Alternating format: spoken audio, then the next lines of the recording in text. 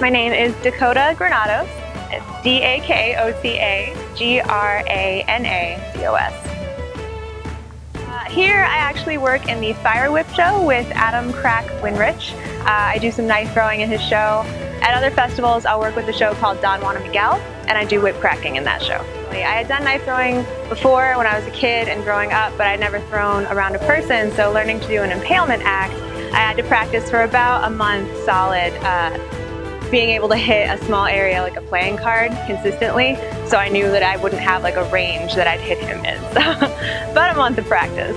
The hardest part of my day would probably be waking up in the morning and putting makeup on right away because you're very sleepy. But a normal day you do like 4 to 5 shows in a day. In between those shows you go out, I'll hawk for our show, so I'll go out and talk to people and see if they want to see the show, explain what it is. And then you take a few minutes and kind of get ready and prepared for the next show. People ask me that after the show. That's the most often question I get asked often is like, how do you trust him, or how long did it take you to learn to do that? And I'm like, well, I'm just holding things, so it's not too hard. With the trust factor, I've known Adam for a really long time. We've been friends for a long time. We've been a couple for almost 5 years. So trust is just part of that. We didn't start really doing tricks like that until maybe 3 or 4 years ago. And I've seen him practice. He's the most professional person I've ever met, so I would never think we'd do a trick in the show that he wouldn't be able to do. So it's really just professionalism. He knows that I've practiced and I take time and I wouldn't throw knives around him unless I felt comfortable doing that. So it's pretty easy.